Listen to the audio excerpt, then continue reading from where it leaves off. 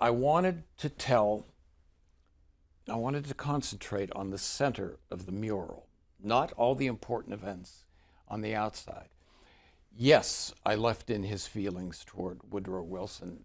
All of the major events of his life are there, but in all cases, Quentin's reaction is somehow involved.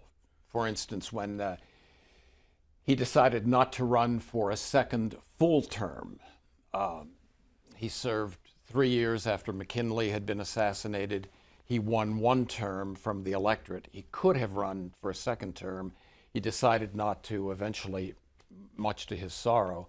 But I wrote about that. What's that have to do with Quentin? Well, there was an incident in which Theodore and Quentin were sitting watching the parade for Taft.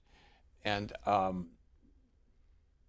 Quentin's reaction, Quentin's sadness to it was a very important part of my story. When McKinley was assassinated, well, of course, that has to be in the book.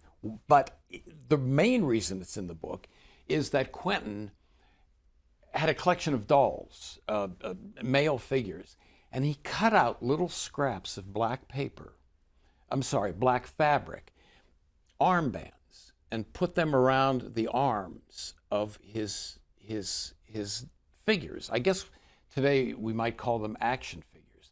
And when asked why, he said very solemnly, he said, for President McKinley. So my choice of material tried to do two things: cover everything in his life that needed to be covered, but not to the extent that Edmund Morris did in 3 volumes about Roosevelt, but enough to make it a tale of Theodore Roosevelt, but to make sure that Quentin was always edging in. Did that